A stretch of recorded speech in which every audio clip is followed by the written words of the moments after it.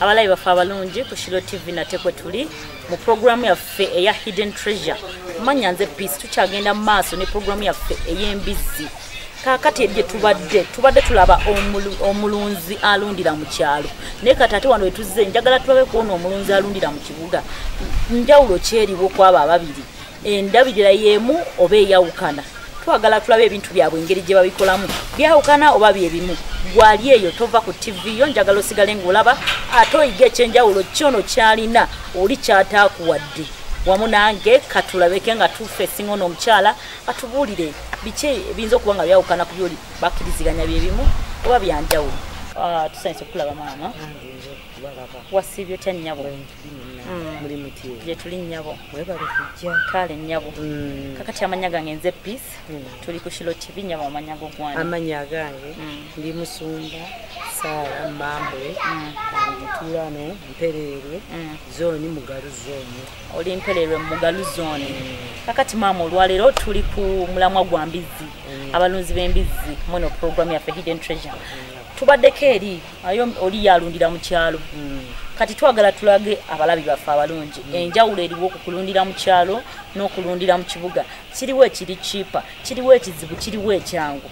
Kyegeera maama. Kati mukwano bwe tubadde eri omukyala atulaze ebintu eby'enjawulo.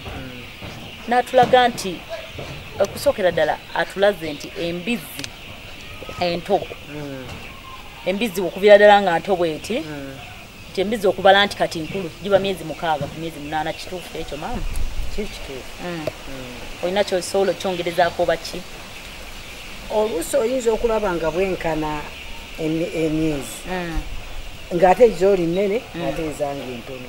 Ezange ne ziba entono ng'ate nga zonna zifaanana emyezi. Ekyo kiva ku ndya. Kundabirira nga zaakona. Oba ng'ate oli ayinza okuba ng'ayina engeri gyagiwaamu ate nze nemba nga nyina nange engeri zenziwamu neziba nga tezikwatagana. Kakati ate olina kyoyogedde awo nti zenkana emyezi zino nkulu zino nto. Tukirabyeko eri nti omukyala ono n'embizzi zaatulaze nga zonna maama azizaala y'omu za bbanga lyerimu naye nga emu nkulu nnyo eraga nti yo nkulu nnyo so nga za myezi gyemu naye nga mundabika nti yo nkulu nnyo ate etuuse n'okuwaka naye ng'ate zino endala zo ziri awo bulinganga obw'emyezi. Ekizibu ekiriwo nti nze embizzi ezange nze zennunda okuba nti zonna ziba mu level emu. Embizzi olumala okuzaala nzikuba empisa y'amabeere kati nyiza okuba nga zaakona mu kukola ki mu kuyonka nga tezaali tezirina amabeere. Ozikuba empisa ey'amabeere? Empisa eyambako n'embizzi okuba ng'erina amabeere? Okay. Eyamba kuleeta amabeere ago. Kati kino kye kiyinza okuleetera ezimu okuba nga zikonye endala nga zivuddeyo endala nga tezivuddeyo bulungi. Naye ezange zonna ojja kuziraba nga ziri ku level emu kubanga ziyonka ate ne maama we n'aba ng'alya asobola okukkuta. Ate ne maama bw'aba takkuse n'embizzi ziri tezikola ki tezifuna amabeere. Ogambye mbuno ozikuba empiso y'amabeere. Empisa eyo oli akulaba kati essaawa zino muyina erinnya ne mugiyita oba ogenda bugenzi n'ogamba nti bafama abaffe bano abatunzi baddagala ly'ebisolo balina eddagala era akuwa n'agamba nti ya wiiki mmeka yakazaala yakakola bweti kugamba nabo balina stage ddagala lya stage yazo kisinziira. Kakati embizzi eyonka okuva nga yakazaalibwa eyonkera emyezi emeka? Naye okusinga yeyinza kubeera myezi 3. Eri obutagimalaamu myezi 3. Olina giyonseza myezi 3. Kaakati ate embizzi eno waliwo oli kyeyatugambye nti okutegeera nti embizzi eneekuwa obwana obungi oba eneeyala amangu. Embizzi eno olabira ku ki? Ku mabeere ga. Olabira ku mabeere? Olabira ku mabeere ga.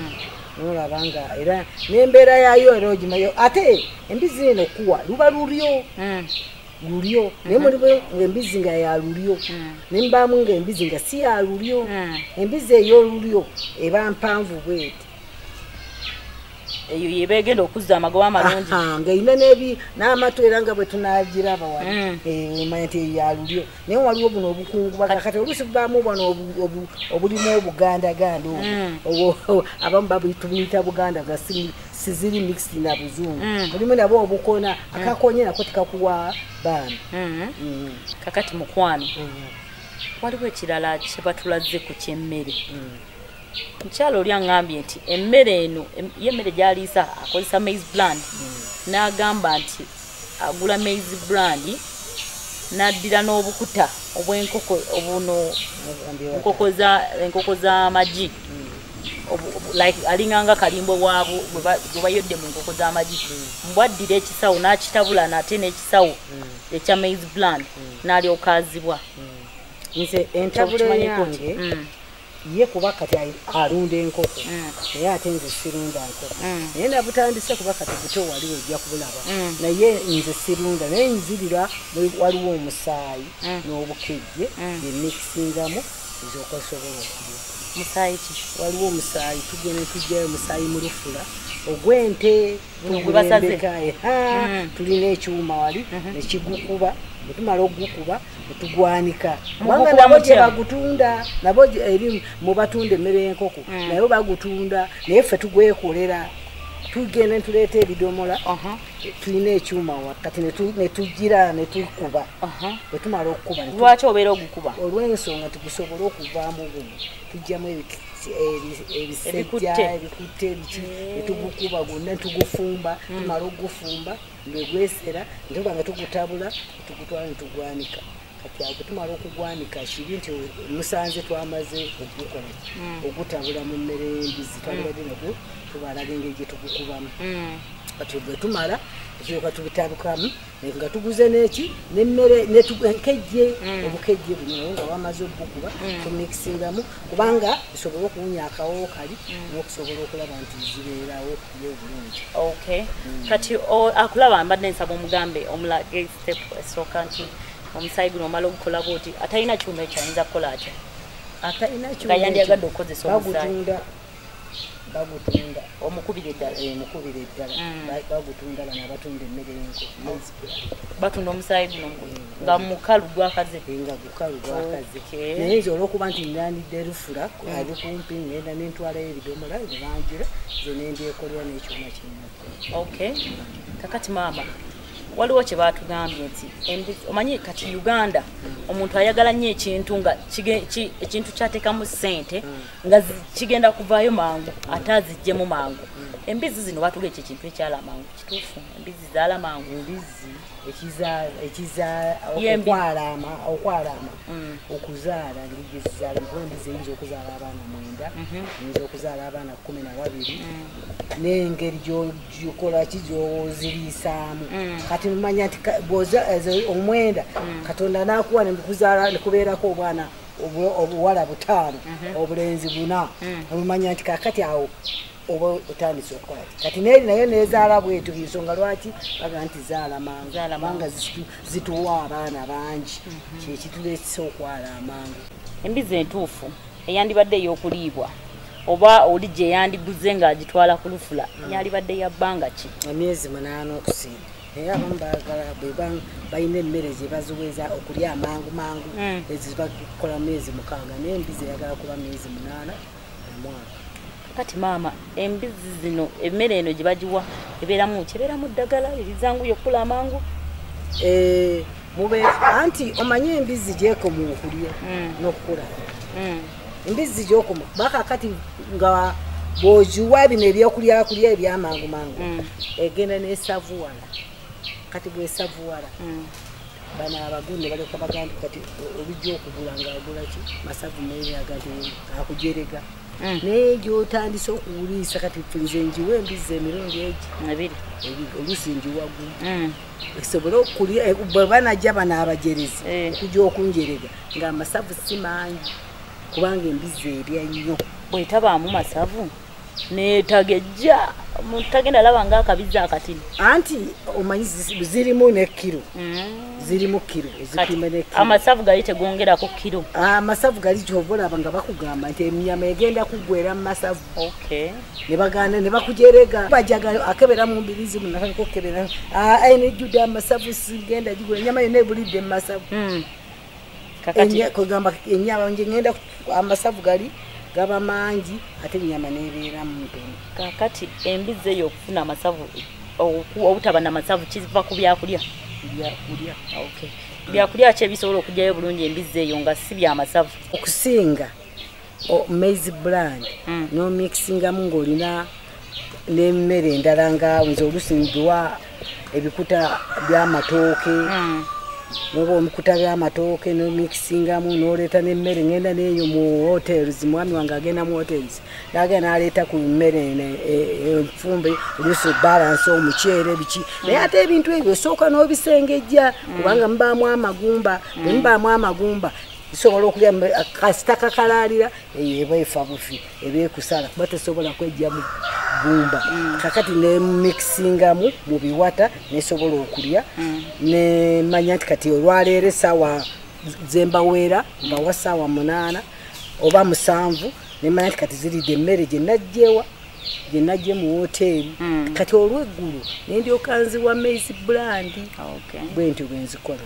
kakati mama embizi zino muzidiwaminga ozidiwaminga buli luvannyuma lwa bbanga ki luvannyuma lwa myezi 3 ate nze okudiwamingako oluusi nena nendeeta amapaapaali kaleero obwo obusigo obwo buyamba nnyo okudiwaminga embizi obusigo bw'amapaapaali obusigo obwo bukola otya kasita gwoteekamu embizi eyagala nnyo epaapaali ebirya bulungi yeyo kati gwe tuwesuula mu kiramba kyonna ye byonna ebirya kati buli obusigo birina kyebukola muli ediwaming kati ezo tozikuba mpiso za diwaming baziwa bidagala ndiziwaako kubanga ebiseera ebimu naye nga ebiseera ebisinga omukyalo oli yatugambye nti yazidiwaminga buli luvannyuma lwa mwezi ate ayinawo omusawo wajja n'aziwa eddagala odiwaming kati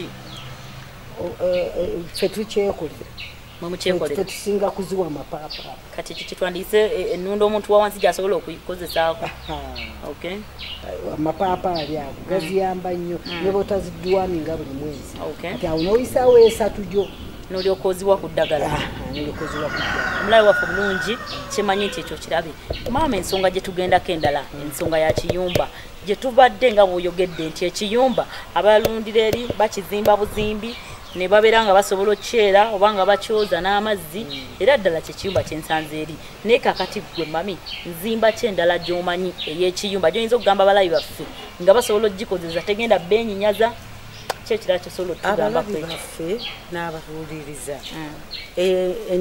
enkola y'embizi ya mirundi mingi kakati abamu fetubalina walwana baguza 5 ku 100 ze ploti aguza 5 ku 100 ayagala okulunda naye ate mulira naawe tayagala akole atya alunde kubanga ebikyafu embizi ewunya ate embizi enkyafu naye ffe twazuula omulembe guno gukozesa nga bwe tunagenda okulaba engeri gye tutandikamu n'ekiyumba ekizimbamu n'engeri gy'olina okiteekamu n'embizi bw'olina ozirundiramu n'endya olina okuteekawo buno obuntu bweziriira ebyo byonna tujja genda tubirabe kiyamba ku bantu abalina 5 ku 10 tugambe nti ng'omuntu ali watini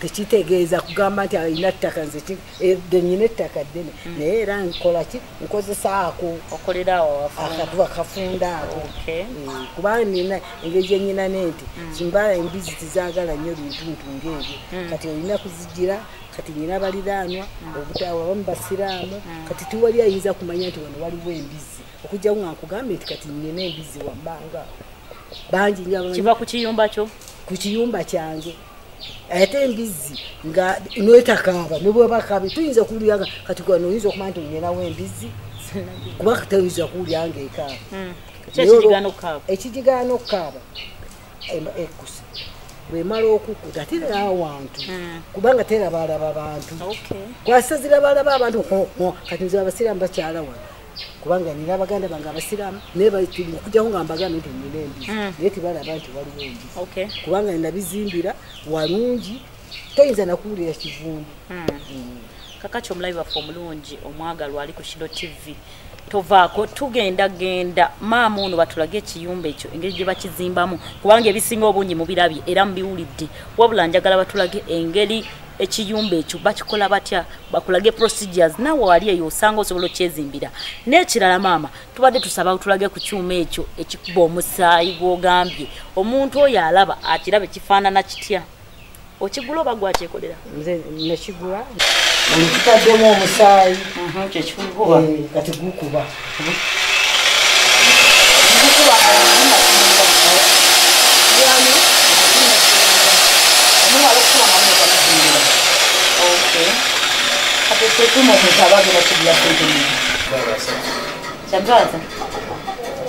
kati ekitegeedde omusaayi bwe gujira tugujjamu tuteeka ali mu sefulya netufumba netuguliwa mu sefulya netufumba netugutokota oluvannyuma netutwala okwanika tufunamu omusaayi.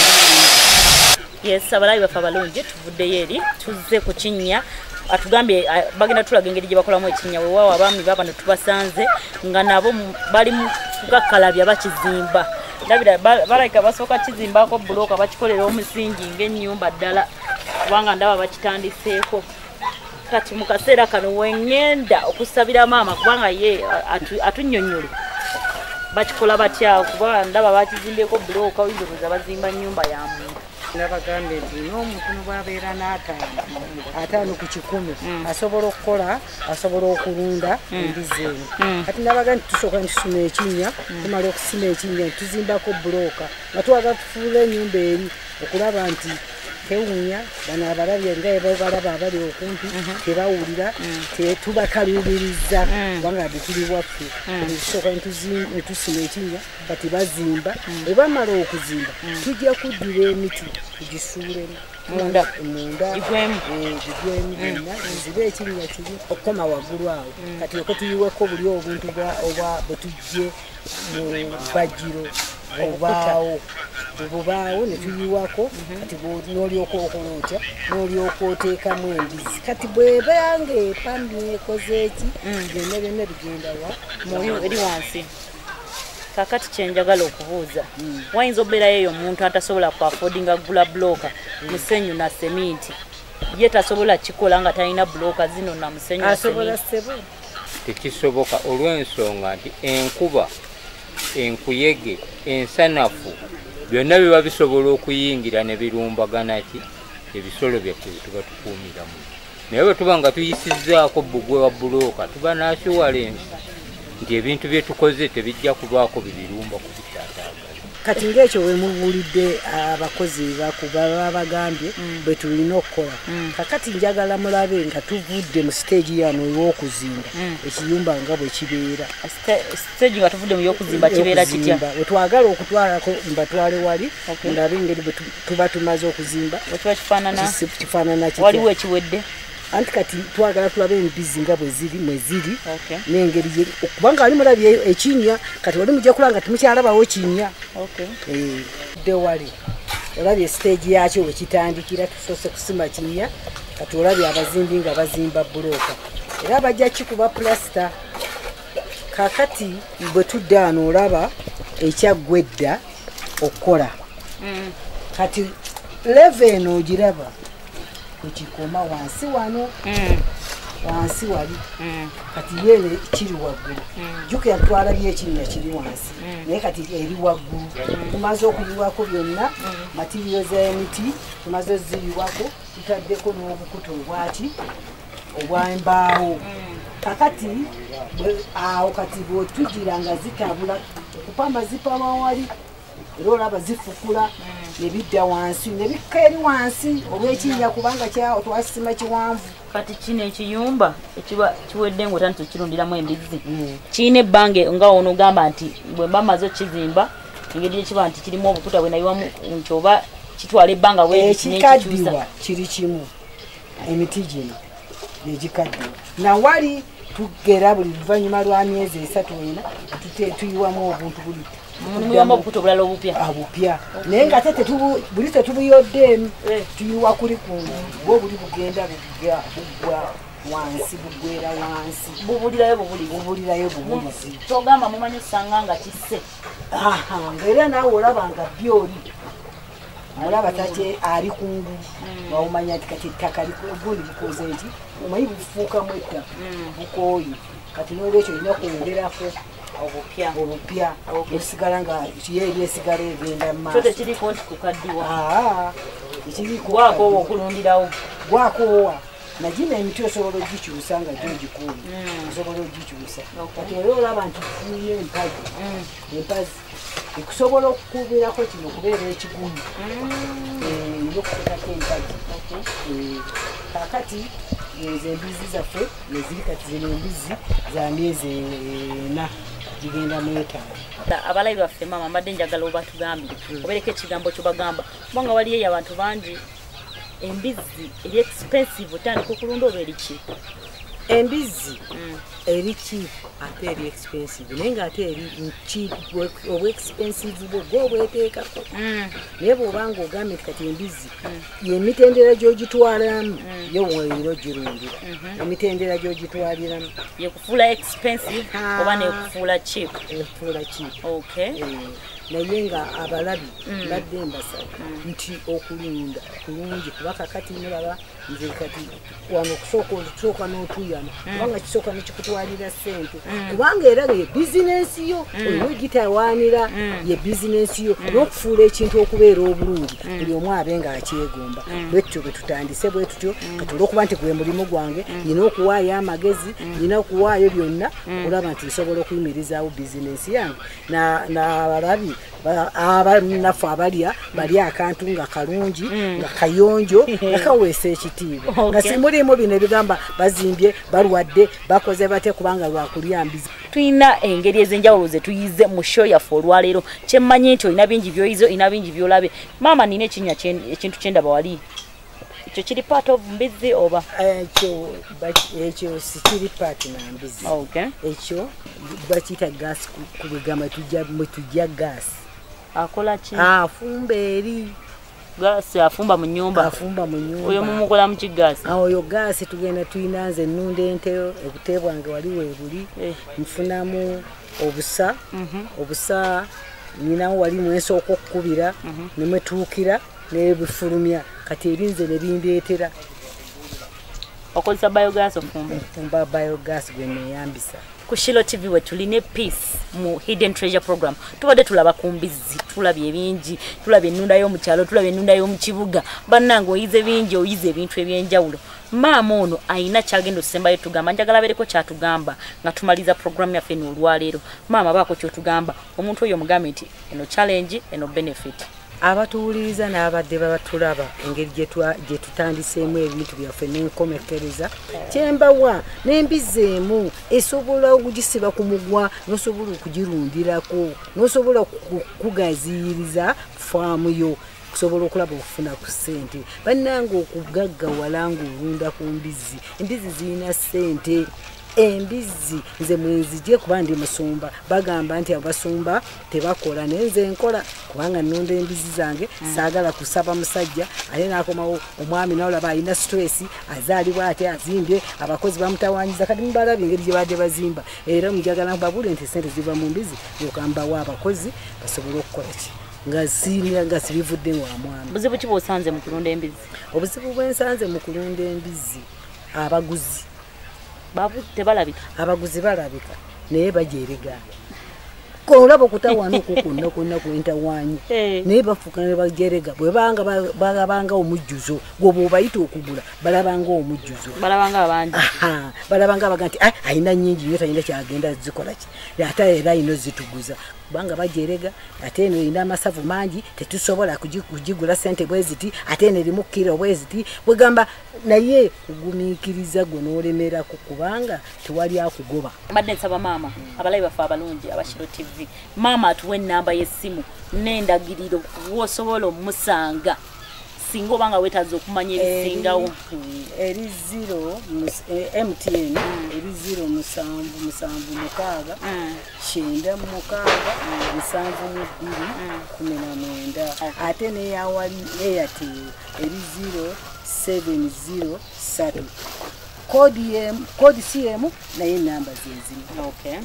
Omulabi waffe omulungi kyemmanyi nti otudde era n'entambula yawo bw'oba ova Mpererwe otuuka Ettula wakati awo abalala waliwo bagamba nti ngenda mu estate naye wange eri opposite n'estate waliwo ekkanisa waliwo akapande kagamba Mpererwe Christian Fellowship. Okay.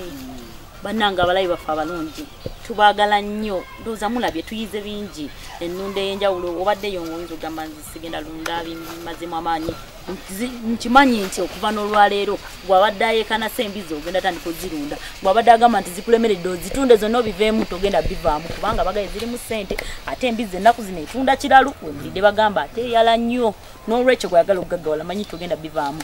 So omulabi waffe omulungi njagala okubaako kyenkulaga embizi ng'ovudde kugirunda obulunzi kubanga abasinga tumanyi nti embizi etugirunda tulya ennyama, yes it's a benefit. Embizi etugirunda tugitunda tufuna ssente, yes it's a benefit. We have what we call the health benefits oba ebyomugaso ebirala byewandijje mu mbizi ng'oggyeko ennyama gy'oli ewaka n'owoomerwa ng'oggyeko okutunda n'ofuna ssente n'ogula akagoye akalungi oba ebintu ebyenjawulo gwe bibadde okola obadde okimanyi nti one of the health benefits of pork gwe mulimu embizi mpuliriza bulungi olaika obadde ogirya buli naye nga tomanyi kiki ekigivaamu nawe abadde agitogirya ng'ogamba yinza obba endwaza biki. Yes, embizi erina kyetuyita proteins, erina what we call vitamins, owulira erimu ne kyetuyita zinc. So embizi eyo bw'ogirya it will help you in building the muscles. In other words, okuyambako okulabika nti building a muscles zo the mass of your muscles, not to reduce obutakendera okitegeera omubiri gwo guno onobeera ng'olabika bulungi. So nekirala ekiri mu mbizi, did you know mu mbizi tusobola okukolamu, we can use pork or the products from pig or that meat or the fats, tusobola ozikozesa okukola ebizigo, tusobola okukozesa okukola engoye.